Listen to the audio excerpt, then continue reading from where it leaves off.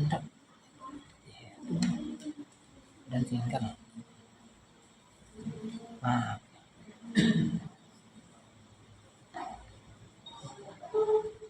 sudah. Berarti nggak di itu. Cuman caranya?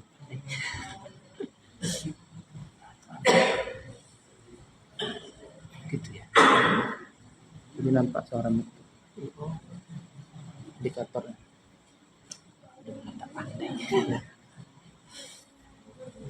Ininya jaringannya diatur ke berapa nih? Yang mana tuh? Udah live, tapi udah live pula ya. Pakai hotspot. Udah pakai wifi ya. Oh iya. Wifi. Sebelumnya nggak ada macam-macam ya? Nggak ada. Soalnya kalau dia nggak pakai wifi, kalau segini macet biasanya. Macet. Assalamualaikum warahmatullahi wabarakatuh. Alhamdulillah ala ihsanih wa syukru lahu ala taufiqi wa imtinani. Asyhadu an la ilaha illallah ta'ziman li sya'nih wa asyhadu anna Muhammadan 'abduhu wa rasuluh ad-da'i ila ridwanih wa salatu wassalamu ala alihi wa ashabihi wa ikhwanih. Amma ba'du. Alhamdulillah, puji syukur kepada Allah Subhanahu wa taala atas limpahan nikmat yang tiada terhingga. Nikmat Allah Subhanahu wa taala senantiasa tercurahkan kepada seluruh makhluknya, dan itu tidak pernah berhenti walaupun hanya sekejap mata. Salawat beriringkan salam kepada Nabi kita tercinta Nabi Muhammad sallallahu alaihi wasallam. Alhamdulillah, ini adalah salah satu bentuk rasa cinta kepada Nabi kita tercinta. Kita mempelajari sirah perjalanan hidup Nabi sallallahu alaihi wasallam, dimulai dari detik-detik kelahiran beliau, insyaallah nanti sampai menyebarnya syiar ini, wahyu yang telah disampaikan, risalah yang telah disampaikan kepada Nabi tercinta sallallahu alaihi wasallam. Baru setelah itu Allah panggil beliau sallallahu alaihi wasallam ke haribaannya. Dan ini butuh sabar di dalam perjalanan tersebut. Bayangkan selama 23 tahun Nabi sallallahu alaihi wasallam mengemban dakwah ini, dan dari umur beliau sallallahu alaihi wasallam 63 tahun lebih kurang, itulah yang kita pelajari.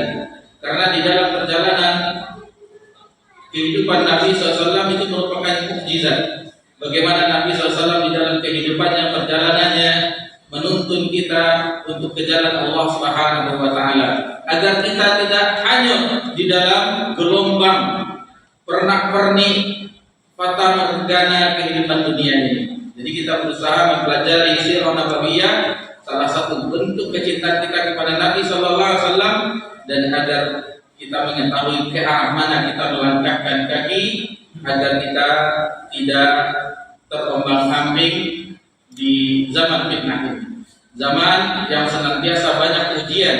Kalau tidak ada keimanan yang kokoh di dalam hati kita, maka hanyalah kita di dalam fitnah-fitnah yang senantiasa bergelombang berganti setiap saat. Sebelum kita melanjutkan pelajaran kita di sirah nabawiyah, kita mengingatkan kembali, mungkin ikhwan dan akhwat semuanya rahimakumullah sudah mengetahui. Tetapi untuk mengingatkan kembali, terutama bagi kami yang menyampaikan, bahwasanya kita berada di hari-hari yang terbaik di dunia. Harus kita yakini, sekarang kita berada di hari-hari yang istimewa, hari-hari yang mempunyai keutamaan yang banyak, hari-hari yang penuh keberkahan. Namun karena mungkin pengetahuan kita yang kurang atau rasa percaya kita yang tipis, seolah-olah ini tidak kita sambut sebagaimana bulan Ramadan. Kalau bulan Ramadan kita saksikan bagaimana meningkatnya gairah kita untuk beribadah kepada Allah Subhanahu wa taala. Gairah kita, semangat kita, terlebih di 10 akhir Ramadan, mencari atau menunggu di malam-malam ganjilnya. Bahkan sebagian kita alhamdulillah bisa i'tikaf di 10 akhir Ramadan. Dan sebagian yang dimudahkan untuk umrah di bulan Ramadan. Tetapi ini mempunyai keutamaan yang tidak kalah juga 10 awal di bulan Dzulhijjah. Baik, kita akan singgung kembali. Pertama kita harus ketahui bahwasanya dasar pijakan kita yaitu firman Allah Subhanahu wa taala dalam surah Al-Fajr. Di dalam surah Al-Fajr Allah Tabaraka wa taala berfirman, "A'udzu billahi minasyaitonir rajim. Bismillahirrahmanirrahim. Wal fajr." Demi waktu fajar, demi waktu subuh yang kita ketahui waktu subuh. Walayalin 'ashr, demi malam yang 10. Maksudnya malam 10 ini hari yang 10. Al-Hafiz Ibnu Katsir rahimahullah taala di dalam ayat ini di malam yang 10, hari-hari yang 10 itu membawakan 3 pendapat para ulama. Yang pertama yaitu 10 yang dimaksud tersebut adalah 10 awal dari bulan Al-Muharram. Ada 1 Al-Muharram sampai tanggal 10 ini. Dan kita mengetahui keutamaan 10 di tanggal 10 Asyura yang sebelum diwajibkan puasa Ramadan di tahun kedua Hijriah itu hukumnya wajib. Puasa Asyura awalnya itu wajib hukumnya. Baru setelah itu diwajibkan puasa sebulan penuh di bulan Ramadan di tahun kedua Hijriah, baru itu menjadi sunnah. Bahkan Nabi SAW berangan-angan seandainya masih diberi kesempatan di tahun depan akan berpuasa sehari sebelumnya Tasu'a untuk menyelisihi ahlul kitab, Kemudian ada yang berpendapat juga 10 itu adalah 10 akhir dari bulan Ramadan. Dan kita semuanya mengetahui bagaimana keutamaan ini. Bahkan Nabi SAW sebagaimana kita sebutkan tadi beriktikaf, meninggalkan keluarganya, istrinya hanya untuk Allah Subhanahu wa taala. Bertahan tinggal di masjid, lalu setelah masuk Syawal, kalau sunnahnya Nabi SAW pulangnya setelah salatnya. Tapi kalau kita di sini setelah maghrib berbuka bersama maghrib pulang lagi. Tapi Nabi mengamalkan setelah salatnya. Tapi tidak mengapa, itu tidak terlalu menjadi patokan faktor bagian, tetapi itulah tuntunan dari kita tercinta Sallallahu Alaihi Wasallam. Adapun yang ketiga, maksud hari yang 10 tersebut adalah 10 awal bulan Dzulhijjah. Dan ini ditopang dari hadis yang sahih diriwayatkan oleh Abdullah bin Abbas radhiyallahu anhu yang terdapat di dalam Sahih Al-Bukhari bahwasanya Nabi sallallahu alaihi wasallam bersabda, "Ma min ayyamin al-'amal salih." Tidak ada hari yang ketika seseorang beramal saleh fihinna, di dalam hari-hari tersebut ahabbu ilallah, itu lebih dicintai oleh Allah, lebih dicintai min hadhil ayyamil 'ashr. Maksudnya di hari-hari yang 10 tersebut.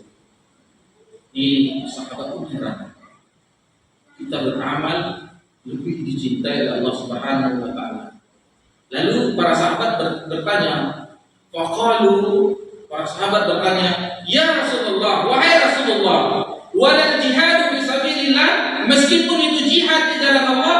Jadi sahabat mengambil patokan yang paling tinggi, karena jihad menegakkan kalimat Allah, berperang menegakkan agama Allah Subhanahu wa taala tidak tanggung-tanggung.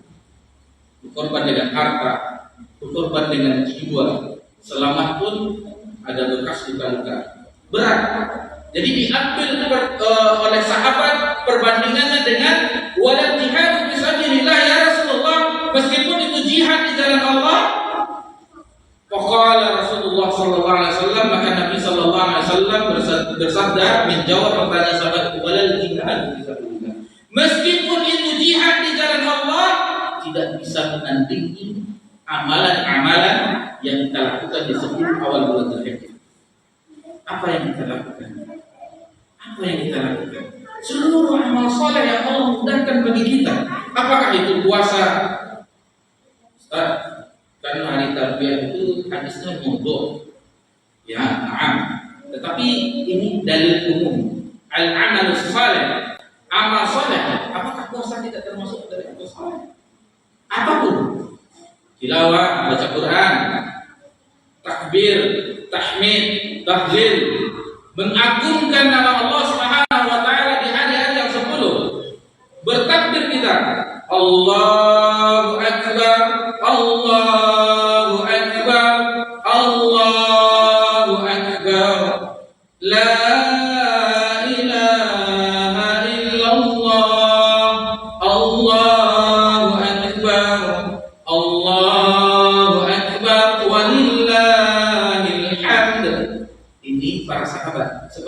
Abu Hurairah radhiyallahu anhu dan Ibnu Umar radhiyallahu anhu pergi ke pasar. Di 10 awal bulan Dzulhijjah, pergi ke pasar, bukan mengetahui transaksi di pasar, jual beli. Orang yang sibuk dengan dinar dan dirham.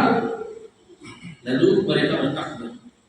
Mendengar takbir Abu Hurairah, takbir Ibnu Umar, mereka pun di pasar, para pedagang-pedagang itu bertakbir. Bergemuruhlah suara takbir di pasar-pasar kaum muslimin. Kalau itu ini kerajaan apa itu? Curi star ya, lah dulu takbirannya. Karena kebiasaan kita di negeri kita takbirnya di setelah selesai puasa Arafah di malam yang 10 Zulhijjah. Dan ini adalah takbir, tahmid, tahlil di 10 awal bulan Dzulhijjah termasuk sunnah yang ditinggalkan. Sunnah yang ditinggalkan. Jadi ini pelajaran bagi kita, mungkin bagi bapak-bapak, saudara yang misalnya berkendaraan, baik itu pakai sepeda motor, mengantar anak, kalau sekarang ibu Ustaz, mau apapun aktivitasnya, mau ke masjid, takbir, tentu jangan keras-keras seperti takbiran lah, nanti takbir Pak kebaikan dari rumahnya ke masjid takwa, takbir, makanya itu takutnya orang tidak mengetahui.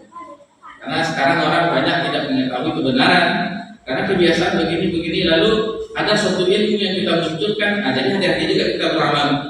Ada orang terkadang, ada saat teman kita mengenai sholat sunnah ba'diyah asar. Sunnah dia setelah. Lalu dikatakannya dengan dalil-dalil yang ada, bahwasanya Nabi SAW ada sunnahnya. Lalu kita nasihati, memang seandainya itu ada, dan itu pernah kita baca di tuntunan sunnah sholat Nabi SAW. Nabi itu ada riwayat mengatakan itu mengqadha, karena bagi az-zuhur ada satu utusan kabilah sehingga Nabi belum mengamalkan ba'diyah zuhur, akhirnya digantinya di asar. Dan kebiasaan Nabi SAW setelah mengamalkan itu tidak meninggalkan lagi. Jadi beberapa keterangan itu. Dan seandainya kita itu meyakini itu ada tuntunannya, maka jangan dilakukan di masjid, karena timbul fitnah. Karena mayoritas kaum muslimin ba'da subuh dan pada asar itu tidak ada sholat sunnah. Ini bagi bapak-bapak yang terlambat, padahal umat sudah setengah jam jaraknya kan dari azan subuh, terlambat juga lagi. Lalu sholat sunnah kalau di masjid aku artinya alhamdulillah sudah tahu. Kalau di masjid yang lain, siap subuh sholat sunnah aja. Padahal kita mengqadha sholat subuh, sholat sunat fajar yang kita ketahui khairun minad dunya ma fiha, yang lebih baik daripada dunia dan isinya. Tetapi jangan tiap hari. Sesekali, misalnya kita kurang enak badan.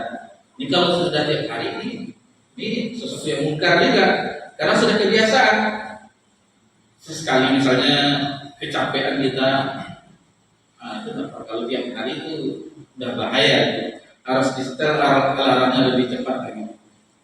Itu sedikit mengenai takbir, tahmid dan tahlil di awal subuh. Dan semuanya sedekah, birrul walidain, berbakti kepada kedua orang tua bagi kita yang masih memiliki kedua orang tua. Itu surga yang enak-enak.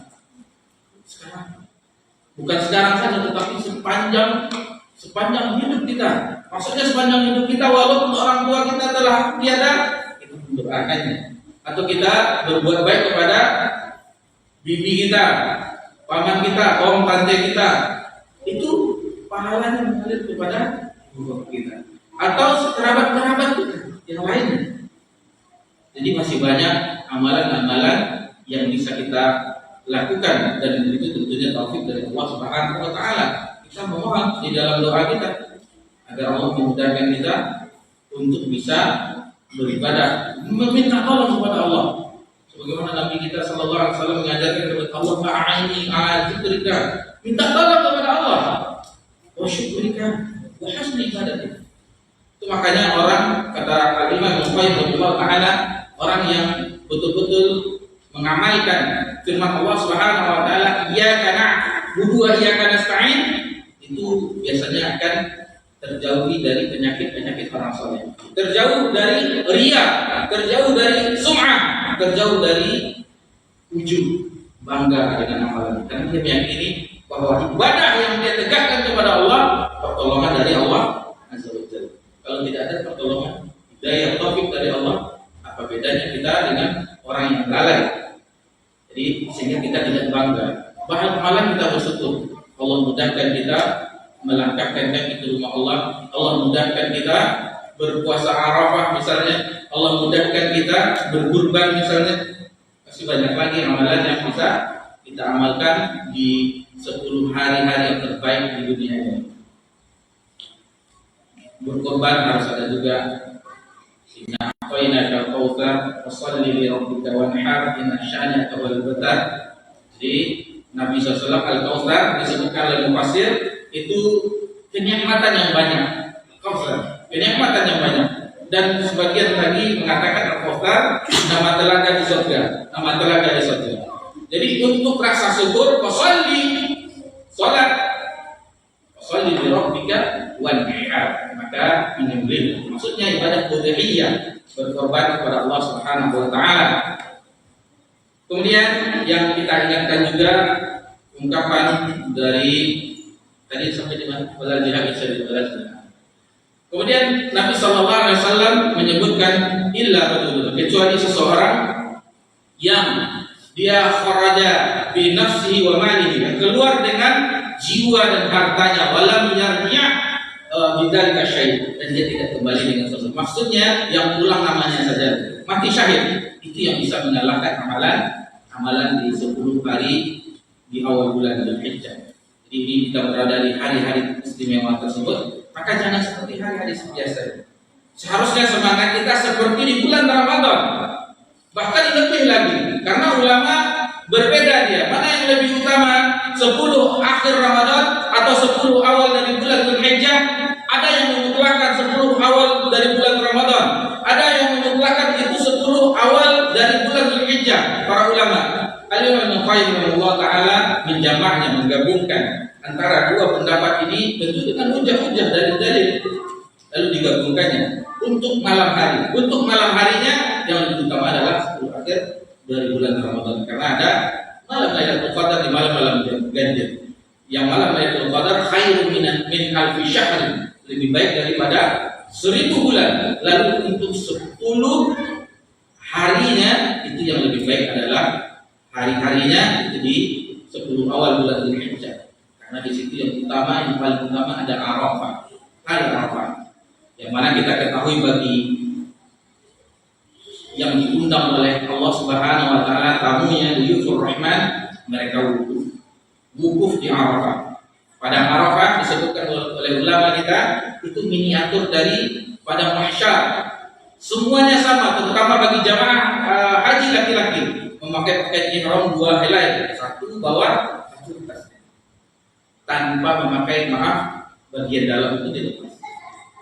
Sama semuanya. Apakah dia seorang presiden, apa seorang anggota dewan, atau dia pedagang, atau dia seorang guru, atau dia yang kakek nenek yang puluhan tahun menabung. Kita ketahui di media sejak tahun berapa diwawancarai kan, sejak tahun 70-an menabung.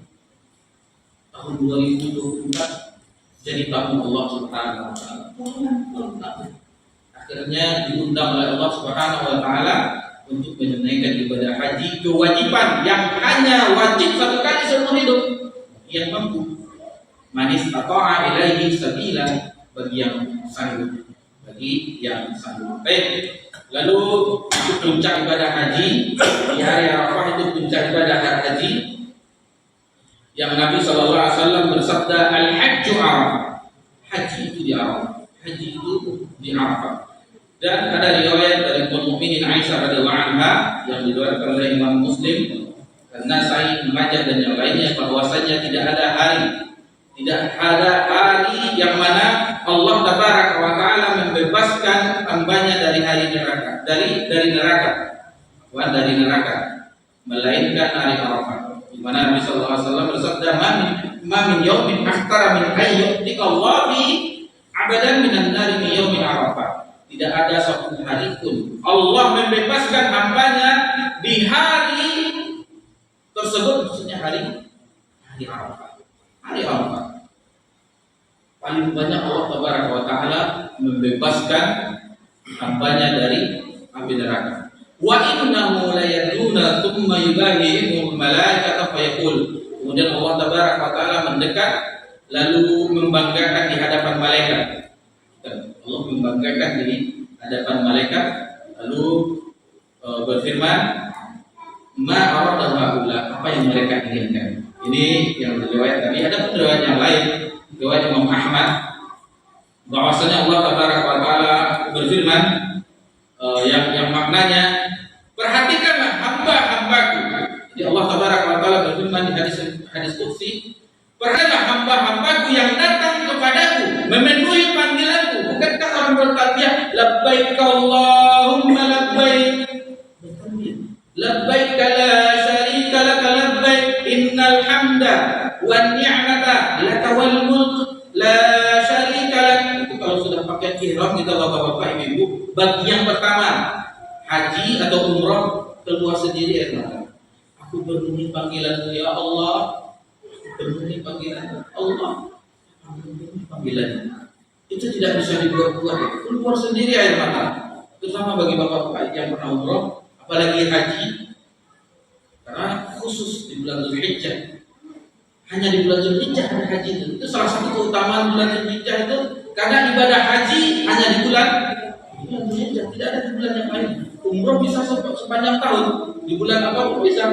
Tapi kalau haji kalau ada di bulan lain. Puasa ada di bulan Dzulhijjah, meskipun itu tidak wajib, tetapi ada di bulan Dzulhijjah. Puasa apa? Itu makanya dia berbeda dengan bulan-bulan yang lain. Dan termasuk bulan Arafah kita sudah singgung di pertemuan kita di bulan yang lalu, dan kami mohon maaf juga, seharusnya di Jumat yang keempat kita kajian, namun karena sesuatu salah teknis karena panitia tidak ada kabar, kami pun menunggu. Akhirnya kata Allah, masya Allah, libur kita di Jumat yang keempat.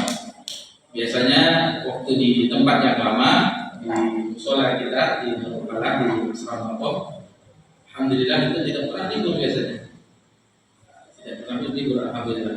Tapi kemarin baru pertemuan pertama di Jumat keempatnya, itulah tadi kesalahan teknis, tidak ada kabar, dan kami pun mungkin husnuzon bertepatan waktu itu ada tabligh akbar dari ustaz kita, Ustaz Farhan Abu Kurehan di Pandau. Mungkin jemaah mau hadir, tidak masalah karena beliau sekali ke sini kan, tidak apa. Jadi kami mohon maaf secara pribadi di Jumat yang keempat kemarin tidak bisa kita hadir di sini. Kemudian yang bisa kita singgung kembali, bahwasanya Allah membanggakan tadi riwayat Imam Ahmad, lihatlah hambaku yang datang kepadaku dalam keadaan kusut masanya, berdebu. Jadi pada Arafah semuanya, lalu disitulah sebaik-baik hari diterbitkannya matahari. Itu hari yang terbaik sepanjang masa di dunia ini, di hari Arafah. Kemudian sebaik-baik doa, khairul doa yaumul Arafah. Sebaik-baik doa adalah di hari Arafah tersebut. Sebentar, mulai dari waktu zawal, setelah zuhur biasanya di jamak dan di qasar zuhur dengan asar. Setelah itu ada khutbah Arafah. Sudah itu wukuf sampai terbenamnya matahari. Setelah terbenam matahari baru bertolak meninggalkan Arafah menuju Muzdalifah. Kalau istilah kami dulu, Muzdalifah itu bukan hotel bintang 1, bintang 5 yang zam-zam tower yang ada jamnya itu, bukan.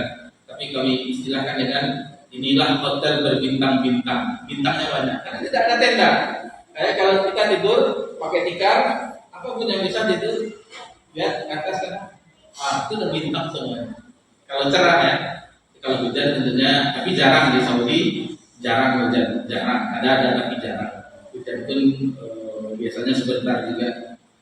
Dan kami dapat kabar sekarang panas kemarin, sampai 40 lebih, bahkan diperkirakan bisa 50 derajat Celcius, yang jarang-jarang. Mudah-mudahan Allah menjaga saudara-saudari kita yang atau orang tua kita yang sedang melakukan ibadah haji di situ. Baik. Kemudian yang bisa kita singgung lagi di hari Arafah tadi, bagi kita yang belum kesempatan di tahun ini wukuf di Arafah, maka ada ibadah yang kata Nabi SAW, Nabi berharap yukafir, yaitu dihapuskan dosa-dosa, yukafir sanatan madiyah wa sanatal kibar, setahun sebelumnya dan setahun sesudahnya. 2 tahun mendapat ampunan dari Allah Subhanahu wa taala. Bayangkan kita tidak kemana-mana, di negeri kita masih di Pekanbaru, pasar 1 hari mendapatkan ampunan dari Allah 2 tahun. 1 tahun sebelumnya dan 1 tahun sesudahnya. Luasnya nikmat Allah Subhanahu wa taala. Bagi yang tidak haji, ada yang amalan ibadah yang bagi yang masih di tanah air masih ada yang bisa diamalkan. Lalu yang bisa kita ingatkan juga di kesempatan ini, banyak yang ragu, Ustaz, kita ikut mana nih Ustaz? Kan Arab Saudi hilalnya kelihatan di hari Jumat, sementara di Indonesia ditetapkan oleh Kemenak di hari Sabtu. Kapan kita puasa Arafah ini? Di sini kita tidak mengambil yang rojih ya, karena tidak kapasitas kita tidak jadi, tetapi kita cuma mengingatkan bahwasanya ada 3 pendapat di sini. Tentu dengan hujah-hujah masing-masing, dengan dalil-dalil mereka. Yang pertama memutlakkan ikut Saudi dengan hujah-hujah mereka, diantaranya yang bisa kita pahami bahwasanya wukuf itu hanya di Arafah, tidak ada di negara-negara lain, khusus di Arafah, satu tempat di dunia ini. Nah, itu alasan yang lebih yang mudah kita cerna. Jadi harus di mana orang jamaah wukuf, nah disitulah kita berpuasa harinya. Kemudian pendapat yang kedua memutlakkan ikut pemerintah matlak daerah masing-masing. Misalnya pemerintah mengumumkan di hari Sabtu, otomatis kita puasa Arafahnya di hari Ahad besok insyaallah. Nah, dengan hujah-hujah seperti yang mudah kita pahami, dia lengkap itu hujah-hujahnya. Di antara alasannya, sementara di zaman dahulu agama ini sudah menyebar ke Indonesia, ke Syam dan yang lainnya. Tidak seperti zaman sekarang yang ada HP, tahu kita apa yang dilakukan jamaah haji dulu mana. Kalau kirim surat, lama sampainya ke Syam, berhari-hari, lama sampainya ke Indonesia, lama sampainya ke Yaman misalnya. Sementara Anda selesai wukuf, kapan lagi wukufnya? Jadi dicukupkan dengan hilal masing-masing tempat, masing-masing negara. Itu pendapat yang kedua, memutlakkan ikut pemerintah. Lalu ada juga yang ketiga, tapi ini istilahnya kita tidak mengetahui kekuatannya ini, tetapi ada juga salah satu pendapat ini untuk puasanya ikut Arab Saudi. Adapun untuk hari rayanya ikut pemerintah. Nah, jadi 3 itu terserah bapak-bapak atau ibu yang mana ya tenang hati ini. Mana yang kuatkan? Nah, itu kita tanya ke ustaz-ustaz kita yang dokter hadis, yang lain-lainnya tanya gitu. Karena ini memang sudah lama, setiap tahun, karena sudah beberapa tahun kita ketahui seperti ini terus. Mana yang lebih tenang nanti kita mengamalkannya, amalkan tanpa istilahnya menuding, masa nggak tahu itu ilmunya, atau masa ini, nah, jangan sampai seperti itu. Misalnya dia kuatkan pendapat yang mutlak ikut sufi, silahkan. Yang mutlakkan ikut Indonesia karena hadis-hadis yang disebutkan, maka silakan. Itu mengenai puasa Arafah.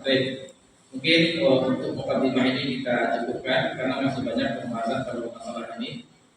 Untuk Arafah itu aja satu pembahasan, bisa satu pembahasan utama tentang Arafah tersebut.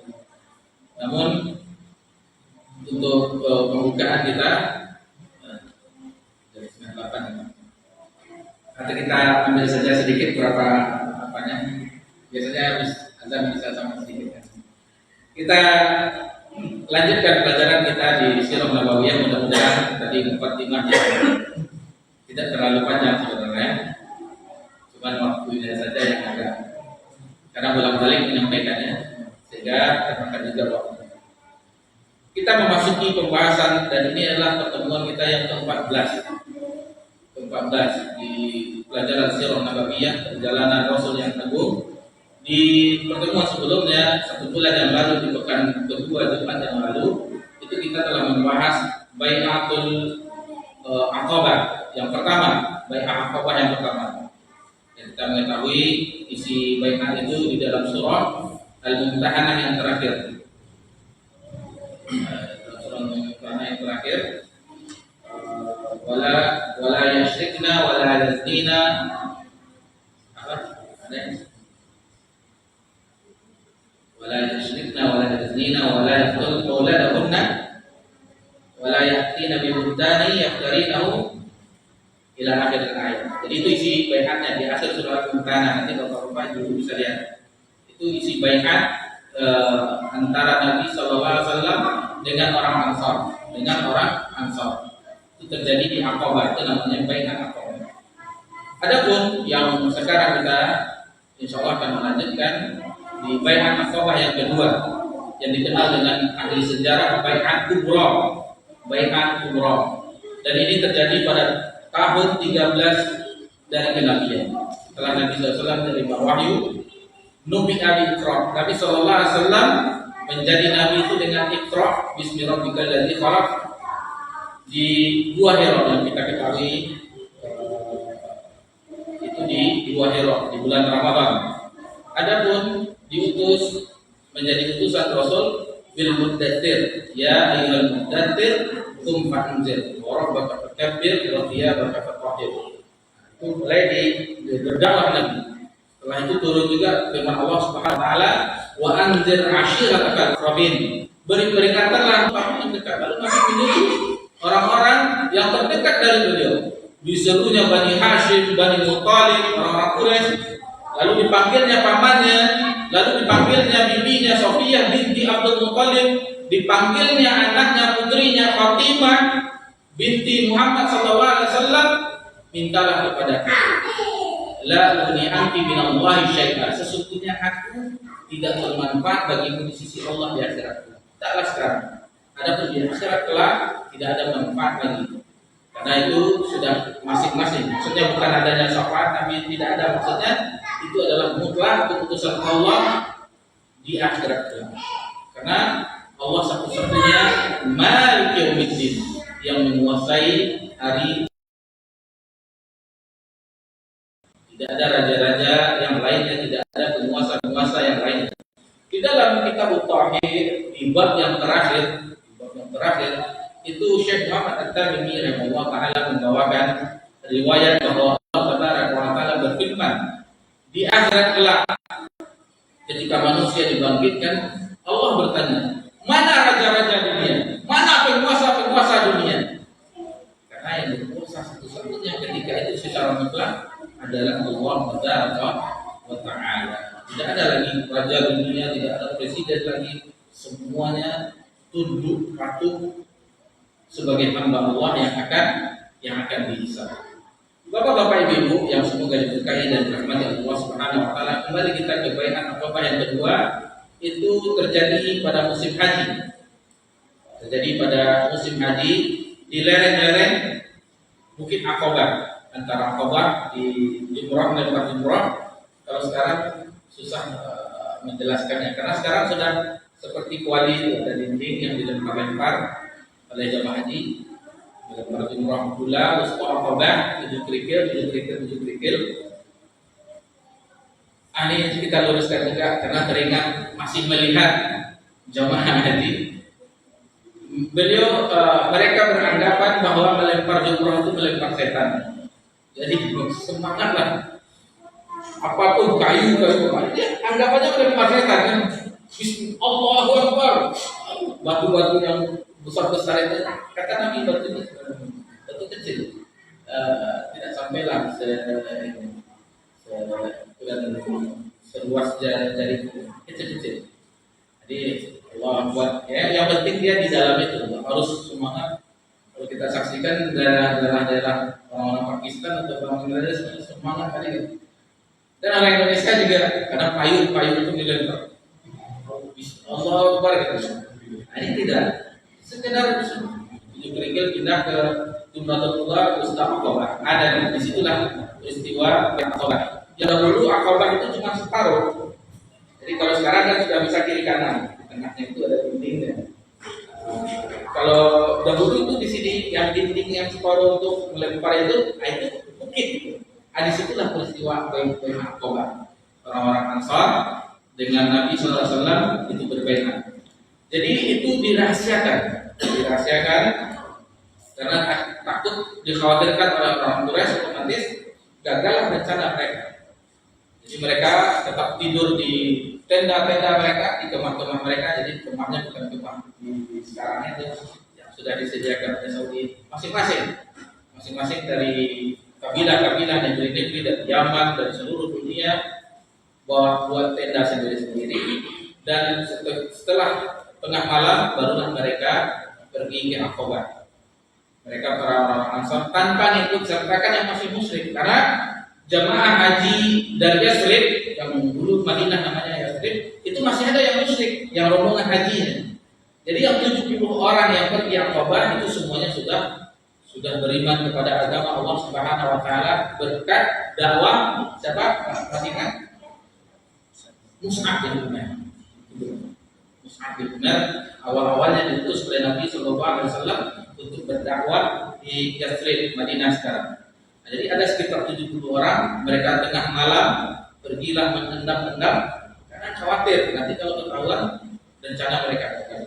Lalu dari sisi Nabi hanya 2 orang yang datang, Nabi SAW dan pamannya Abbas bin Abdul Muthalib. Ketika itu Abbas masih belum beriman, tetapi ini dalam bentuk penjagaannya kepada kerabatnya, ponakannya, maka dia ikut menemani Nabi untuk berjumpa dengan orang-orang kafir.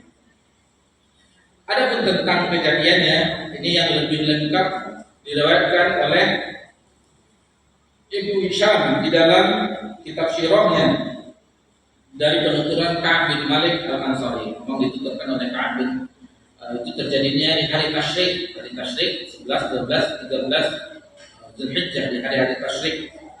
Yang mana sebelumnya ada yang belum masuk Islam di antara mereka orang-orang Ansar, ada di antara mereka yang belum masuk Islam yang ikut ketika itu.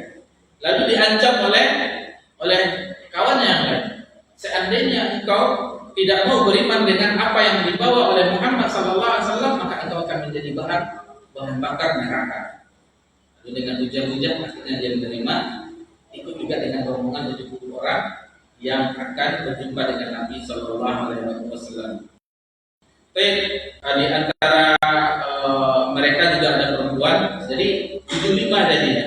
Jumlahnya 73 orang laki-laki dan 2 orang perempuan.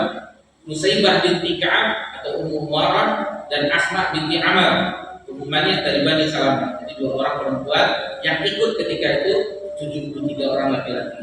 Jadi jumlah mereka orang-orang Ansar, orang Yathrib 75 di Aqabah. Sementara Nabi dan Abbas hanya berdua saja. Ketika itu Abbas belum memeluk agama Islam. Abbas memeluk agama Islam ketika terjadi Fathu Mekah, peristiwa penaklukan kota Mekah. Untuk selanjutnya perbincangan antara Abbas yang serius dengan orang-orang Ansar, insyaallah akan kita lanjutkan setelah azan Isya. Kita azan dulu.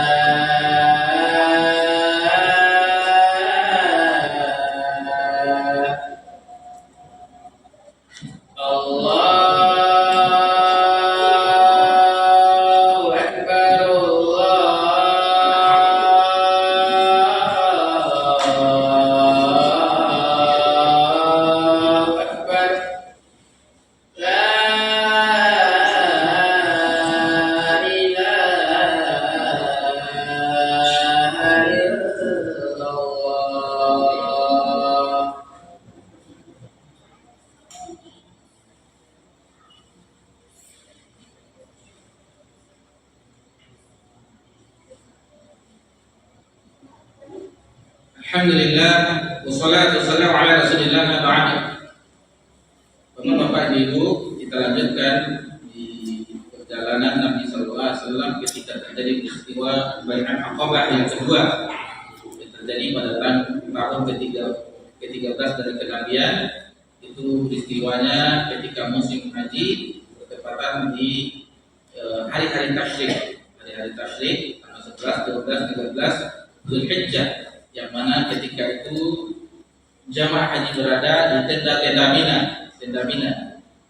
Setelah selesai mereka dari mabit sedikit tidak situ manasik haji, di tanggal 10 jamaah haji itu bapak-bapak ibu mereka ini boleh yang mana didahulukan, apakah dia tawaf dulu ke Baitullah atau setelah itu sa'i mencukur rambut, atau dia ke Mina dari Muzdalifah untuk melakukan melempar jumrah Aqabah. Jadi di tanggal 10 itu cuma melempar jumrah Aqabah, kemudian menyembelih hadiu.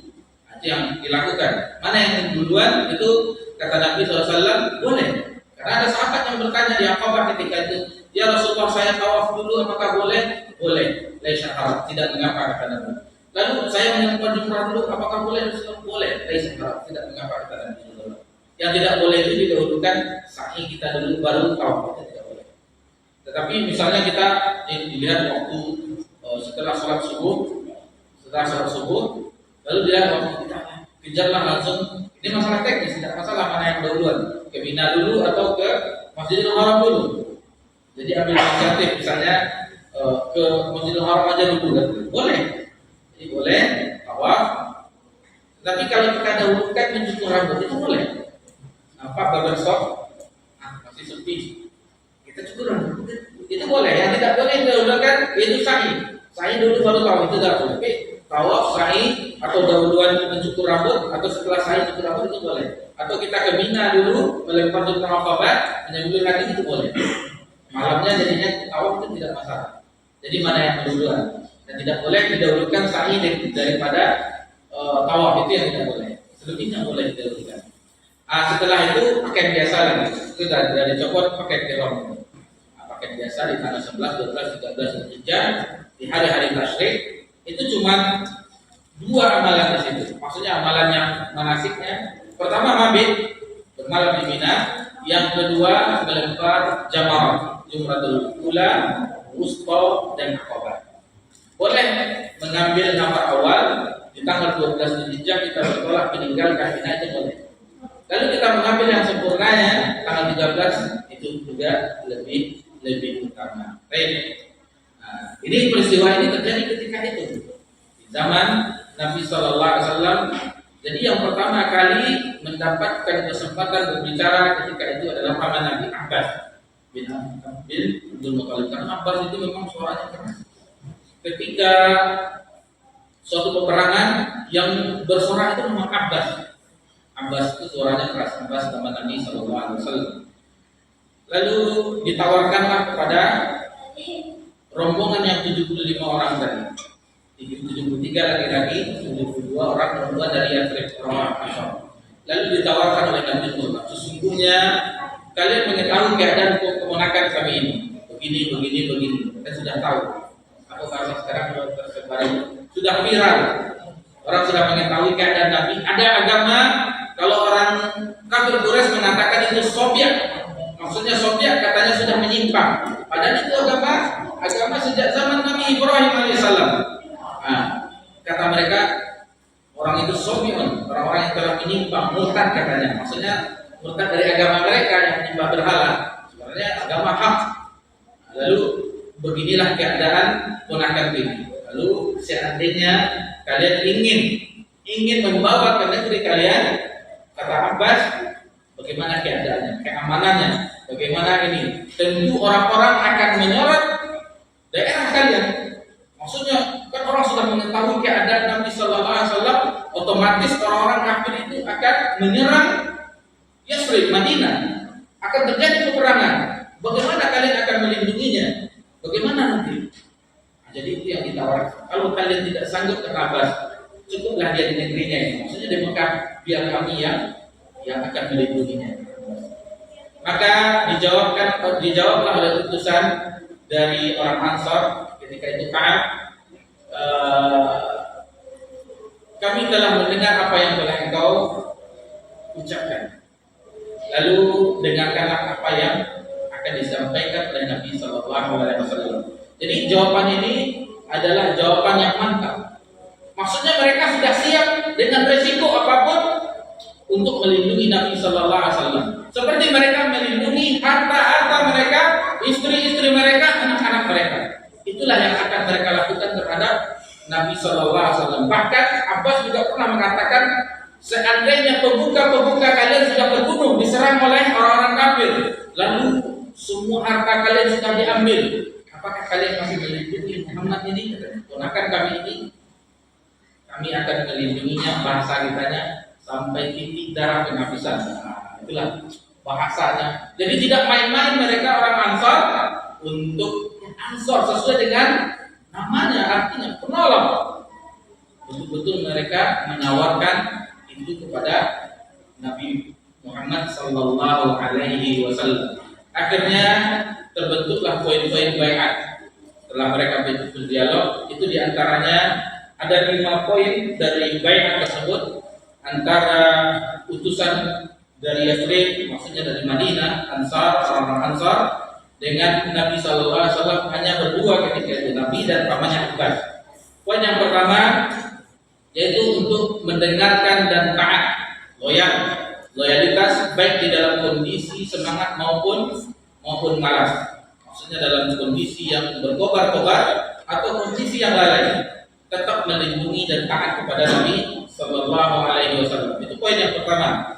Jadi berbeda baiatnya dengan baiat Aqabah yang pertama, poinnya dengan baiat Aqabah yang kedua ini. Adapun yang kedua dari poin baiatul Aqabah yang kedua ini, itu untuk berinfak di masa sulit dan lapang. Di masa lapang, mudah dan sulit tetap berinfak. Itu poin yang kedua. Lalu yang ketiga ini infaknya bukan untuk Nabi Sallallahu Alaihi Wasallam, sedekah bukan untuk Nabi, karena zakat dan sedekah itu haram bagi Nabi dan Ahlul Bait. Bukan seperti orang-orang rahib-rahib, pendeta-pendeta.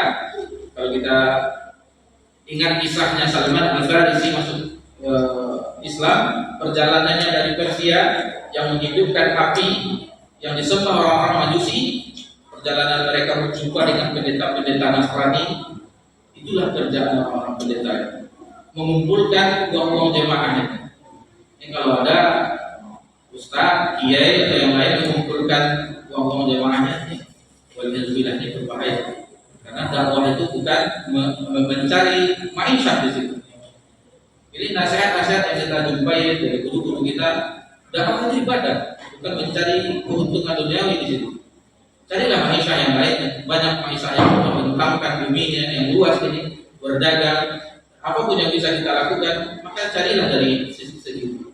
Adapun dakwah, ini nasihat dari guru-guru kita dahulu, bahwa ini ladang ibadah, jangan dicampuri dengan faktor duniawi. Adapun permasalahan kita sekarang, misalnya guru-guru kita yang sibuk dengan mengajar di pondok atau di sini, dia tidak bisa untuk melakukan itu, tidak masalah. Dijelaskan oleh ahli ilmu itu tidak masalah, karena kalau di Arab Saudi itu ahli ilmu itu negara yang menanggungnya. Jadi mereka hanya berdakwah, hanya belajar, hanya mengajar. Sementara kita, jangankan orang alimnya, orang ulamanya, mahasiswa, guru-guru kita, ustaz-ustaz kita yang belajar di situ, mulai dari tiket sampai ke mukafahah dia, uang sakunya di situ dibayar oleh negara. Lalu kalau kita di Indonesia, bagaimana, dari mana yang dai atau ustaz kita yang menyampaikan ilmunya, dari mana mereka menopang ekonomi? Nah, jadi jangan disamakan ini. Permasalahannya kita sedikit supaya meluruskan, karena terkadang bukti keikhlasan itu tidak menyemangkan, tidak. Keikhlasan itu dari niat, bukan menerima atau menolak Allah, tidak. Siapa tahu dia menolak Allah, tetapi dalam hatinya, lihatlah saya menerima, hatinya lucu. Waliyahzubillah. Ini masalah dia. Yang masalah hati itu hak prioritas Allah Taala, bukan hak kita manusia. Tidakkah kita mengetahui peristiwa ketika Usamah bin Zaid radhiyallahu anhu yang telah membunuh orang yang mengucapkan la ilaha illallah? Lalu datang berita itu kepada Nabi sallallahu alaihi wasallam. Kata beliau, Usamah bin Zaid, dia mengucapkan kalimat la ilaha illallah, bersyahadat, hanya takut dibunuh di Allah. Lalu kata Nabi sallallahu alaihi wasallam, dengan kalau Nabi marah, dia agak keras suaranya, diberaskan merah muka Nabi sallallahu alaihi wasallam. Apakah engkau telah merobek hatinya, telah membaca isi hatinya? Jadi masalah hati itu Allah, masalah niat itu Allah. Adapun kita secara zahir saja. Nah, kembali kita ke pelajaran. Kalau tidak dia kemana-mana. Kemudian isi baiat yang kedua itu berinfak tadi, yang ketiga untuk beramar ma'ruf dan nahi munkar. Itu ciri khas agama Islam. Bahkan di baiat pun amar ma'ruf nahi munkar. Kalau amar ma'ruf semuanya bisa. Bagi jamaah yang surut kita ketahui mereka amar ma'ruf semuanya. Yolah kita sholat, kita ketutnya rumah kaum muslimin, kita ketutnya ayo kita ke masjid. Kalau mengajak kebaikan bisa, semuanya bisa. Cuma kalau nahi munkar Orang menentang Nabi Sallallahu Alaihi Wasallam itu bukan karena Nabi mengajak kepada kebaikan, tidak. Tetapi ketika melarang kesyirikan yang mereka lakukan, tidak menyembah kepada berhala, itu yang mereka punya tahu bagaimana Nabi SAW Al-Amin. Tetapi ketika Nabi SAW nahi munkar, tidak boleh berbuat syirik, menyembahkan, meninggalkan seluruh sesembahan yang Allah SWT saja, disitulah mereka menentang. Cobalah kita tentang amalan ini mengandung tawasul, meminta ke kubur, habis kita sama orang. Kita ini kan orang yang tidak soleh. Kita meminta kepada orang yang soleh agar meminta kepada Allah supaya dikabulkan hajat kita. Jadi kita bahas ini di dalam kitab Kasyfus Syubhat di Rubai. Ini hujah mereka itu bahkan pakai firman Allah dan surah Zumar. Ma'na'buduhum, kami tidak menyembah mereka. Orang-orang soleh itu tidak kami sembah. Baik mereka wali, baik mereka ulama atau yang lainnya. Kalau kita kiai di sini, syekh di sini, kelihatan ada Syekh Nurdin. Kemudian kata beliau membawakan firman Allah Subhanahu wa taala, "Ma na'buduhum." Kami tidak menyembah mereka illa lillahi zulfa, kecuali hanya untuk mendekatkan diri kepada Allah dengan sedekat-dekat. Makanya jadi di dalam Kasyfus Syubhat itu disingkaplah syubhat-syubhat orang-orang kafir Quraisy, membongkar syubhat-syubhat orang kafir Quraisy. Disitulah inti dari kajian. Kembali kita ke baiat tadi untuk beramar ma'ruf dan nahi munkar yang ketiga, yang keempat untuk senantiasa tegak di jalan Allah. Ini tegak di jalan Allah tanpa mempedulikan celaan orang selama dilakukan di jalan Allah. Ini berat. Yang berpegang teguh di jalan agama Allah atau kita istilahkan yang istiqomah di jalan Allah, tidak peduli dengan celaan. Tidak peduli dengan celaan, cemoohan, apa yang dikatakan orang. Tapi benar-benar jangan kita sudah berada selain di syariat Nabi Muhammad SAW atau syariat Allah Subhanahu Wa Taala, tetap terus tegak. Ini yang tidak boleh. Ini yang tidak boleh.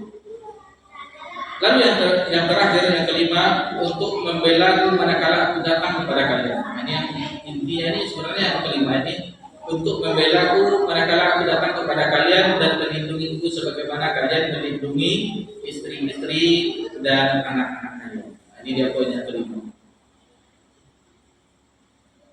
Lalu yang terakhir ditutup oleh Nabi di 5 poin itu, jika kalian lakukan itu isi baiatnya dilakukan itu kata Nabi SAW, maka imbalannya surga. Maka imbalannya surga. Sebagaimana diriwayatkan yang Ahmad dan ini sanadnya hasan. Juga Al-Baihaqi di dalam Sunan Al-Kubra dan disahihkan oleh Al-Hakim di dalam kitab Mustadrak, Ibnu Hibban dan sahihnya dan yang lain. Ini sanadnya hasan yang tentang isi baiat tadi. Baik, itu isi baiatnya.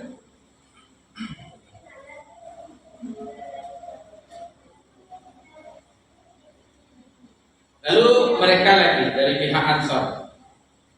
Dari pihak Ansar, mereka berbicara kepada Rasulullah SAW.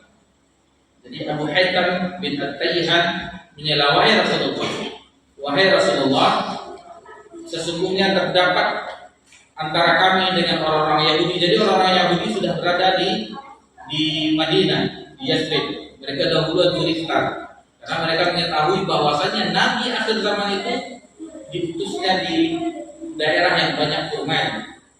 Dan Madinah, Yathrib adalah salah satu daerah yang banyak pohon kurmanya. Kita mengetahui terjadi peperangan antara suku Khaus dan Khazraj.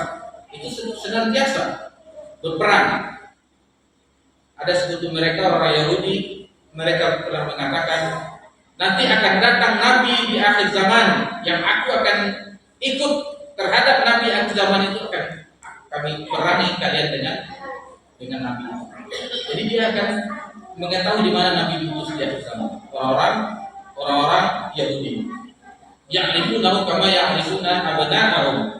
Mereka mengenal wahai Muhammad sebagaimana mereka mengenal anak-anak mereka. Kemudian Dikatakan oleh Al-Hatam At-Taihan tadi,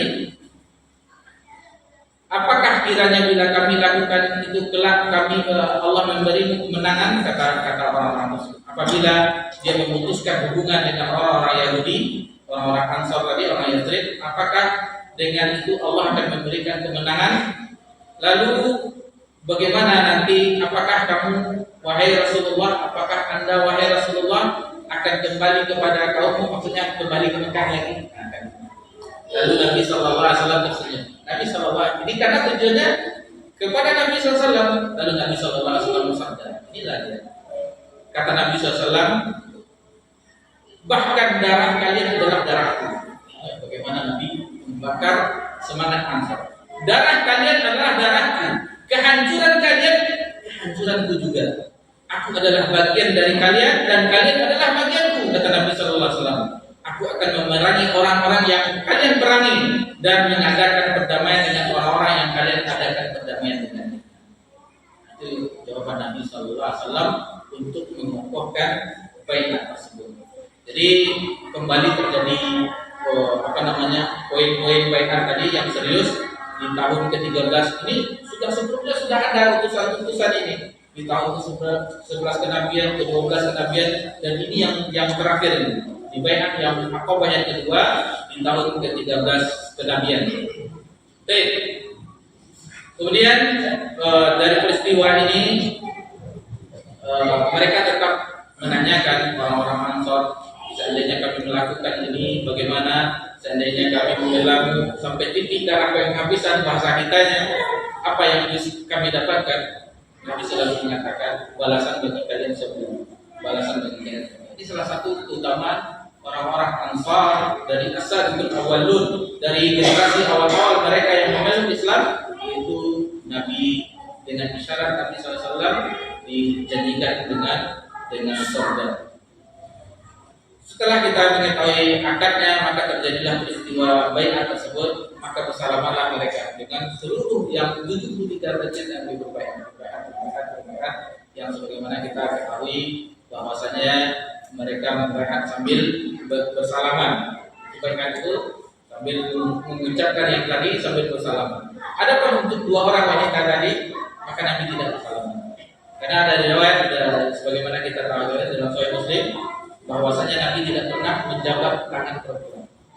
Nabi tidak pernah menjabat tangan perempuan. Meskipun baiat yang harusnya menjabat tangan, tapi tidak, dengan isyarat saja.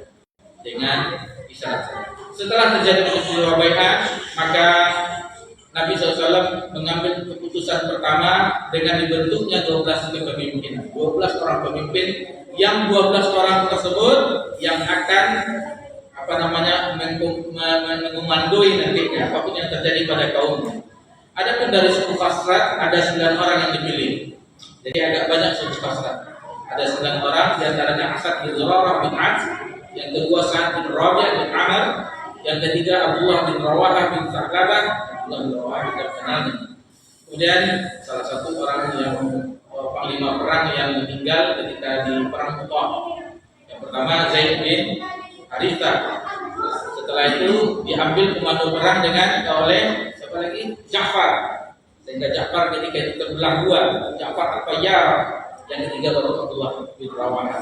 Abdullah bin Rawahah pun tewas di perang tersebut, maka diambil alih komando perang oleh Khalid bin Walid. Kata Nabi SAW menceritakan sambil menangis karena semuanya Zaid bin Haritha anak angkat Nabi SAW. Kemudian Ja'far adalah sepupu Nabi SAW. Abdullah bin Rawahah panglima perang yang juga diandalkan oleh Nabi SAW. Ketika bendera perang dipegang oleh Khalid bin Walid, kata Nabi SAW, sekarang dikomandoi oleh Singa Allah, oleh Saifullah, pedang Allah. Singa Allah itu panggilannya. Yang keempat Rafi' bin Malik bin Ajlan. Yang kelima Al-Bara' bin Ma'rur bin Sakhar. Kemudian Abdullah bin Amr bin Haram. Yang ketujuh Ubadah bin Samit. Ubadah bin Samit kita mengetahui riwayatnya di Kitab Tauhid, itu yang apa hak Allah terhadap hamba dan hamba terhadap Allah. Kemudian Sa'ad bin Ubadah bin Lail. Yang kesembilan Al-Munzir bin Amr bin Khuwainid. Adapun dari suku Aus hanya 3 orang. Tadi 12 diperintahkan oleh Nabi, yaitu Usaid bin Hudayr bin Simas, Sa'ad bin Khaisamah Al-Haris, dan Rifa'ah bin Abdul Munzir bin Zubair. Itulah 12 pemimpin yang mereka mengendarai suku-suku mereka. Maksudnya mereka lah tempat bertanya yang semuanya mengatur. Jadi memang harus ada kepemimpinan, ini harus ada. Jadi, kalau tidak ada, maka centang trenang, tidak ada yang akan diikuti, tidak ada yang akan ditaati. Bahkan kita disuruh bersabar. Oleh Nabi SAW, meskipun pemimpin itu zalim, kita bersabar. Di Sahih Muslim itu pernah dipelajari bahwasanya Pak kita tahu belajar di lumayan sama jadi Sahih Muslim bagaimana Nabi SAW tetap memerintahkan kita agar tetap taat, mendengar dan taat kepada pemimpin. Meskipun harta kita diambil, meskipun kita dipukul, begitulah ajaran tuntunan Nabi kita. Tidak ada pemberontakan. Karena pemberontakan kita saksikan negeri-negeri yang memberontak, Suriah, Irak, yang kita perhatikan orang-orang memberontak, hancur negara. Kalau pemerintah, bagaimana melawan pemerintah? Mereka punya akabri, tentara. Lalu kita berteriak-teriak, kena gas air mata, sudah apa gitu. Jadi tetap kita dengar dan taat, begitulah tuntunan agama kita. Adapun hak kita nanti di akhirat Allah tidak akan sia-siakan. Nanti akan Allah berikan keadilan itu di akhirat. Itulah akidah Ahlussunnah yang sekarang kaum muslimin tidak mempelajarinya. Jarang di antara kita belajar bagaimana akidah Ahlussunnah dengan pemimpin. Ulama terdahulu pernah mengungkapkan, seandainya sudah dilihat ke yang lainnya, pernah mengatakan, seandainya saya mempunyai satu doa yang mustajab, maka saya akan mendoakan pemimpin. Pertanyaannya, kita yang sudah mengenal pengajian ini, alhamdulillah, pernahkah kita mendoakan pemimpin kita untuk kebaikan? Ini permasalahan bagi kita, karena kita bukan memukul, tetapi ini kembali kepada kita. Harus kita pelajari agama yang indahnya agama ini. Bagaimana tuntunan di dalam Al-Quran dan hadis yang apabila itu diamalkan, sejahteralah kehidupan ini, lapanglah dunia ini.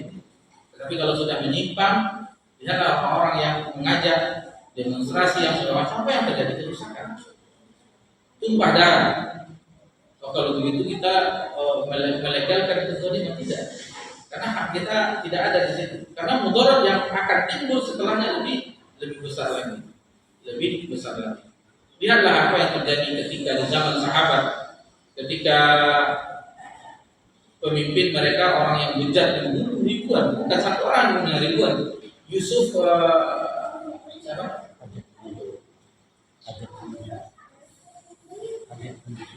Hajjaj bin Yusuf As-Saqafi. Hajjaj bin Yusuf As-Saqafi. Ribuan dibunuh. Tetapi dengan bersabarnya sahabat, akhirnya mereka dianugerahkan pemimpin yang adil, itu Umar bin Abdul Aziz. Baik, kembali kita ke Bai'at Aqabah yang tadi kita sebutkan setelah terbentuk 12 pemimpin. Lalu akhirnya bocor. Tetapi itu di akhir-akhir. Iblis yang mendengar mengetahui terjadi setan, mengetahui peristiwa itu, akhirnya dibocorkannya ke orang-orang Quraisy. Kenapa itu terjadi? Kata Nabi SAW, ini adalah Azabul Aqabah. Nama setan yang menyerupai manusia, menjelma manusia itu namanya Azabul Aqabah. Memang di Aqabah nama setannya. Wallahi, kata Nabi, demi Allah, aku akan konsentrasi diri untuk menghadapimu, wahai musuh Allah.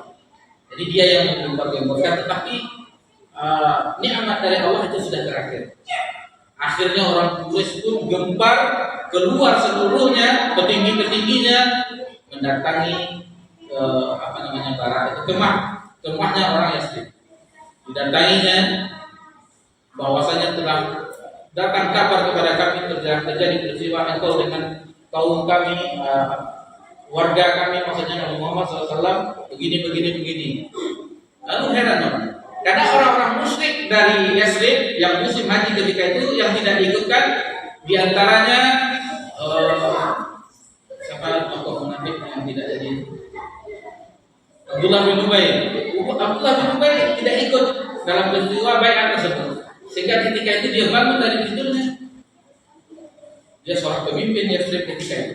Jadi salah satu bentuk dengki Abdullah bin Ubay bin Salul, karena dia yang akan dinobatkan jadi pemimpin Madinah Yathrib, akhirnya datang Nabi SAW yang hijrah ke situ. Jadi dia hasad dengki sebagaimana hasad iblis terhadap Adam alaihissalam, bagaimana hasadnya saudara-saudara Yusuf terhadap Yusuf, dan hasadnya orang-orang Bani Israel terhadap orang-orang ahli kitab terhadap Nabi Muhammad SAW. Jadi Abdullah bin Ubay bin Salul mengambil alih pembicaraan. Kami tidak ada kemana-mana, tidak ada terjadi peristiwa itu. Kami tidur dia di sini di tenda kami, karena dia tidak diikutkan. Akhirnya orang-orang petinggi-petinggi Quraisy pulang dengan kosong, hampa.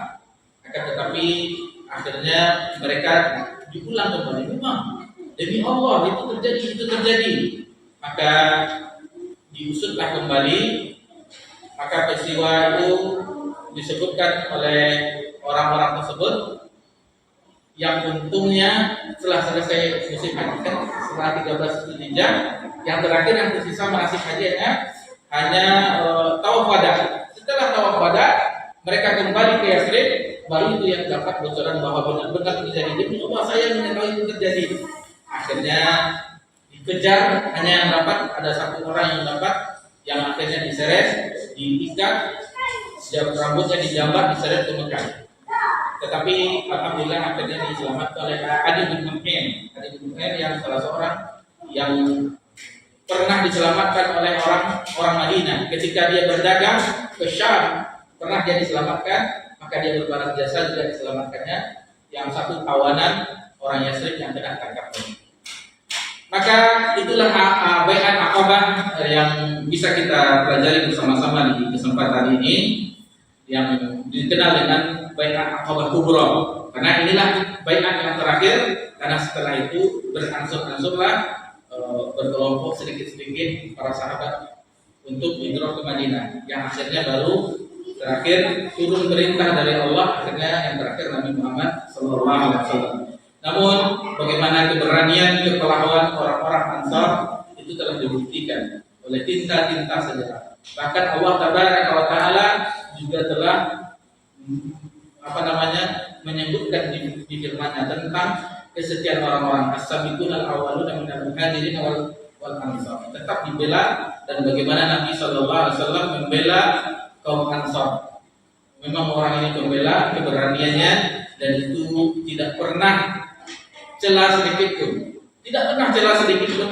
Baik dari zaman sekarang ahli sejarah tetap memuji bagaimana kepiawaian atau bagaimana perlindungan orang-orang Ansar terhadap orang Muhajirin. Bahkan mereka kita mendahulukan Muhajirin.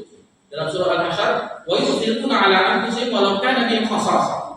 Jadi dia mendahulukan saudaranya Muhajirin, orang-orang Ansar, walaupun meskipun dia membutuhkan. Itu tidak kita dapati setelah Ansar sampai zaman kita sampai ke sana. Itu hanya dimiliki oleh Ansar yang Allah katakan wa yusiruna ala anfusihim walau kana bihim khasasah.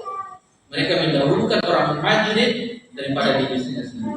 Jangan kita mana mungkin Ustaz, tanya diri kita. Gila lu, Allah yang dulu yang pasti. Karena memang hanya mereka lah yang diabadikan, yang betul-betul murni ikhlas kepahlawanan mereka membela Nabi SAW. Lihatlah nanti insya Allah kita akan di perang Uhud, di perang yang lain-lainnya, bagaimana pembelaan mereka yang menjadi tameng atas keselamatan Nabi kita tercinta Nabi Muhammad SAW, sesuai dengan golongan mereka, golongan Ansar penolong. Jadi itu yang bisa kita pelajari di malam yang berbahagia ini. Insya Allah nanti kita akan mempelajari tentang hijrah, bagaimana hijrahnya sahabat Umar yang penuh fenomenal, dan yang lain-lainnya akan kita pelajari. Terakhirnya baru hijrahnya Nabi kita tercinta yang membuat suatu negara di Madinah, sehingga dengan itulah cahaya Islam menyebar ke seluruh jazirah Arab, bahkan hampir 2/3 dunia. Isra dan Romawi takluk dengan kepemimpinan kaum muslimin. Baik, di situ saja yang bisa kita bahas di kesempatan yang berbahagia ini, dan perlu diingat masih tersisa hari-hari yang istimewa tadi. Masih tersisa, maka gunakan kesempatan itu. Karena tidak ada jaminan bagi kita di Zulhijjah 1446 Hijriah kita bisa bertemu lagi. Maka usahakan bagi yang belum kurban, misalnya sudah penuh sapi, beli satu ekor, pinjam yang kuning-kuning istri orang dek, dek kan lumayan dapat pinjam, apa nanti pada tidak apa-apa, ya memang diganti ya itu kalau ada rezeki bisa. Masa kita berkorban untuk Allah Subhanahu Wa Taala, tidak mau kita. Pengorbanan kita bukan kambing darahnya yang diterima, tetapi ketakwaan kita kepada Allah Subhanahu Wa Taala. Subhanallah, menikah bila Nabi Muhammad sallallahu alaihi wasallam wa ala alihi wasallam. Alhamdulillahirabbil alamin. Wassalamualaikum warahmatullahi wabarakatuh.